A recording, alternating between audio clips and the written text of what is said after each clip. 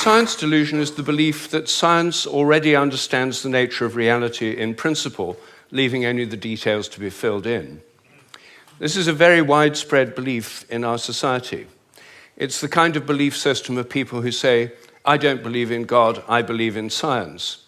It's a belief system which has now been spread to the entire world.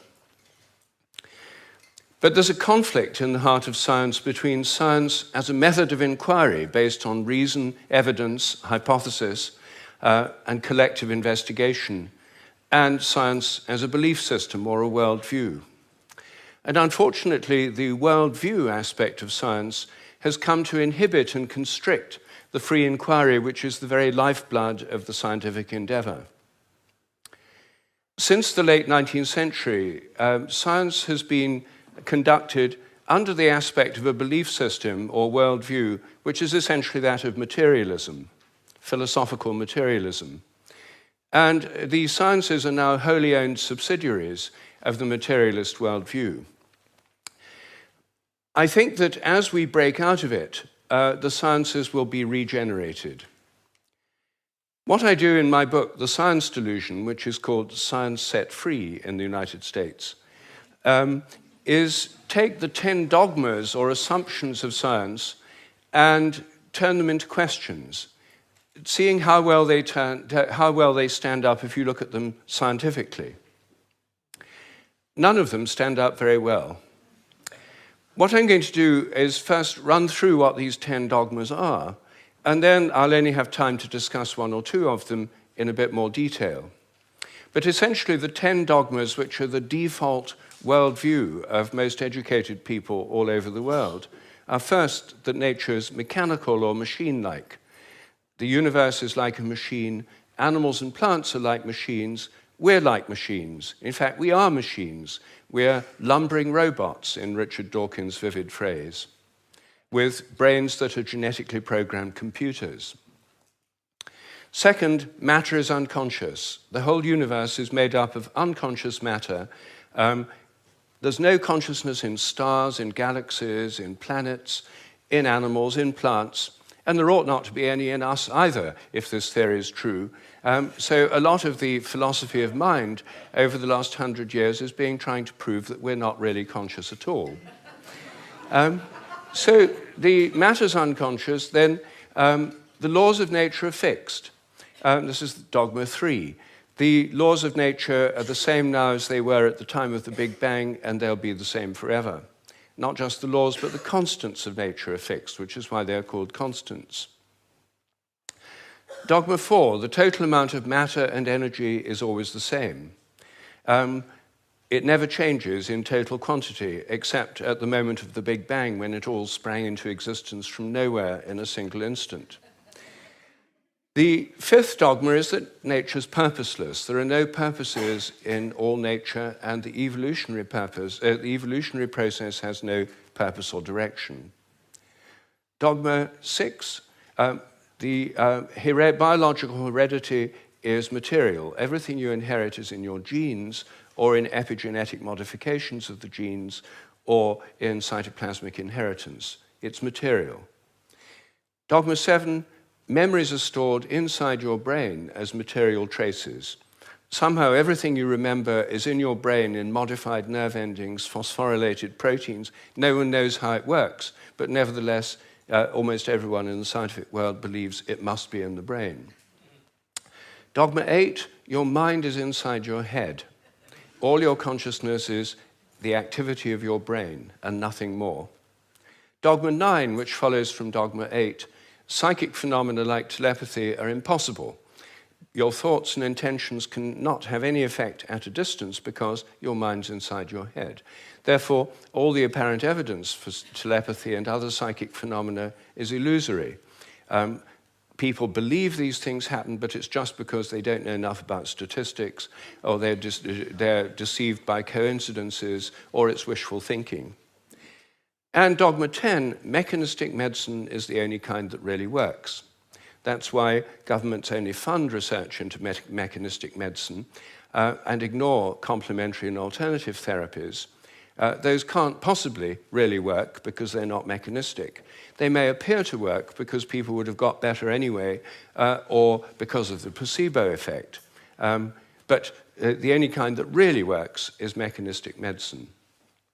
Well, this is the default worldview, which is held by almost all educated people all over the world. It's the basis of the educational system, the National Health Service, the Medical Research Council, governments, and it's just the default worldview of educated people. But I think every one of these dogmas is very, very questionable. And when you look at it, they fall apart. I'm going to take first the idea that the laws of nature are fixed. This is a hangover from an older worldview before the 1960s, when the Big Bang Theory came in. People thought that the whole universe was eternal, governed by eternal mathematical laws. When the Big Bang came in, then that assumption continued, even though the Big Bang revealed a universe that's radically evolutionary, about 14 billion years old, growing and developing and evolving for 14 billion years, growing and cooling, and more structures and patterns appear within it. But the idea is all the laws of nature were completely fixed at the moment of the Big Bang, like a cosmic Napoleonic code. As my friend Terence McKenna used to say, modern science is based on the principle, give us one free miracle and we'll explain the rest. And the one free miracle is the appearance of all the matter and energy in the universe and all the laws that govern it from nothing in a single instant. Well, in an evolutionary universe, why shouldn't the laws themselves evolve? After all, human laws do, and the idea of laws of nature is based on a metaphor with human laws. It's a very anthropocentric metaphor. Only humans have laws. In fact, only civilized societies have laws. As C.S. Lewis once said, to say that a stone falls to earth because it's obeying a law makes it a man and even a citizen. It's a metaphor that we've got so used to, we forget it's a metaphor. In an evolving universe, I think a much better idea is the idea of habits. I think the habits of nature evolve. The regularities of nature are essentially habitual. This was an idea put forward at the beginning of the 20th century by the American philosopher C.S. Peirce. And it's an idea which various other philosophers have entertained, and it's one which I myself have developed into a scientific hypothesis, the hypothesis of morphic resonance, which is the basis of these evolving habits. According to this hypothesis, everything in nature has a kind of collective memory. Resonance occurs on the basis of similarity. As a young giraffe embryo grows in its mother's womb, it tunes in to the morphic resonance of previous giraffes. It draws on that collective memory. It grows like a giraffe, and it behaves like a giraffe because it's drawing on this collective memory. It has to have the right genes to make the right proteins, but genes, in my view, are grossly overrated. They only account for the proteins that the organism can make, not the shape or the form or the behavior. Every species has a kind of collective memory. Even crystals do. This theory predicts that if you make a new kind of crystal for the first time, the very first time you make it, it won't have an existing habit. But once it crystallizes, then the next time you make it, there'll be an influence from the first crystals to the second ones all over the world by morphic resonance. It'll crystallize a bit easier. The third time, there'll be an influence from the first and second crystals. There is, in fact, good evidence that new compounds get easier to crystallize all around the world, just as this theory would predict. It also predicts that if you train animals to learn a new trick, for example, rats learn a new trick in London, then all around the world, rats of the same breed should learn the same trick quicker just because the rats have learned it here. And surprisingly, there's already evidence that this actually happens. Anyway, that's my own hypothesis in a nutshell of morphic resonance. Everything depends on evolving habits, not on fixed laws. But I want to spend a few moments on the constants of nature too, because these are, again, assumed to be constant. Things like the gravitational constant, the speed of light, are called the fundamental constants. Are they really constant? Well, when I got interested in this question, I tried to find out. they're given in physics handbooks. Handbooks of physics list the existing fundamental constants, tell you their value. But I wanted to see if they'd changed, so I got the old volumes of physical handbooks. I went to the Patent Office Library here in London, and they're the only place I could find that kept the old volumes. Normally people throw them away when the new values come out. They throw away the old ones. When I did this, I found that the speed of light dropped between 1928 and 1945 by about 20 kilometers per second. It's a huge drop because they're given with errors of only fractions of decimal points of error. And yet, all over the world, it dropped, and they were all getting values very similar to each other with tiny errors. And then in 1945, it went up, 48, it went up again. And then people started getting very similar values again. I was very intrigued by this, and I couldn't make sense of it. So I went to see the head of metrology at the National Physical Laboratory in Teddington. Metrology is the science in which people measure constants. And I asked him about this. I said, what do you make of this drop in the speed of light between 1928 and 1945? And he said, oh dear, he said, you've uncovered the most embarrassing episode in the history of our science.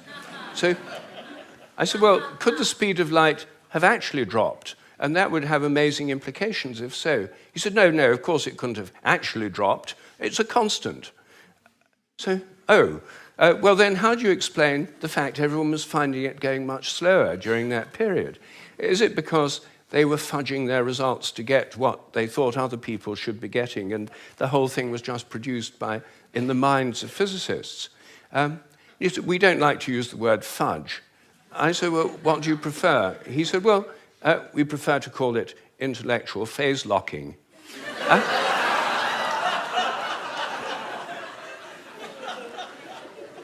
So I said, well, if it was going on then, how can we be so sure it's not going on today? And that the present values are produced by intellectual phase locking.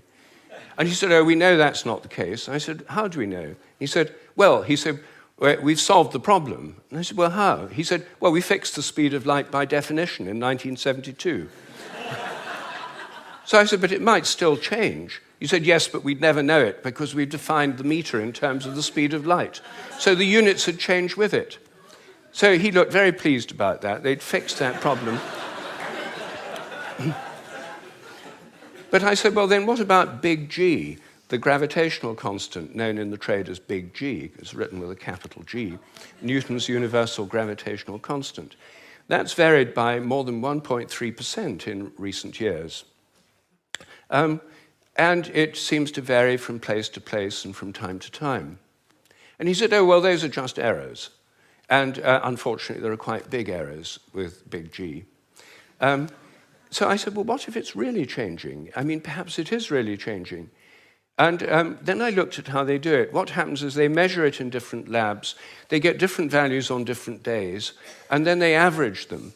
And then other labs around the world do the same, and they come out usually with a rather different average. And then the International Committee on Metrology meets every 10 years or so and average the ones from labs around the world to come up with the value of big G. But what if G were actually fluctuating? What if it changed? There's already evidence, actually, that it changes throughout the day and throughout the year. What if the Earth, as it moves through the galactic environment, went through patches of dark matter or other environmental factors that could alter it? Maybe they all change together. What if these errors are going up together and down together? For more than 10 years, I've been trying to persuade metrologists to look at the raw data. In fact, I'm now trying to persuade them to put it online on the internet with the dates and the actual measurements and see if they're correlated, to see if they're all up at one time, all down at another. If so, they might be fluctuating together, and that would tell us something very, very interesting. But no one has done this. They haven't done it because G is a constant. There's no point looking for changes. You see, here's a very simple example of where a dogmatic assumption actually inhibits inquiry. I myself think that the constants may vary quite considerably, well, within narrow limits, but they may all be varying. And I think the day will come when scientific journals like Nature have a weekly report on the constants, like stock market reports in newspapers. You know, this week, big G was slightly up, the charge on the electron was down, the speed of light held steady, and so on.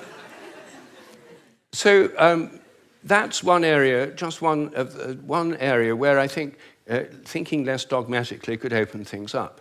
One of the biggest areas is the nature of the mind. This is the most unsolved problem, as Graham just said, that science simply can't deal with the fact we're conscious.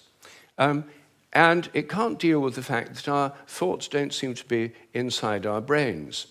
Our experiences don't all seem to be inside our brain. Your image of me now doesn't seem to be inside your brain, yet the official view is there's a little Rupert somewhere inside your head, and everything else in this room is inside your head. Your experience is inside your brain.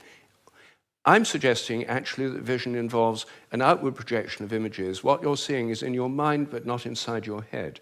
Our minds are extended beyond our brains in the simplest act of perception. I think that we project out the images we're seeing, and these images touch what we're looking at. If I look at you from behind, you don't know I'm there. Could I affect you? Could you feel my gaze?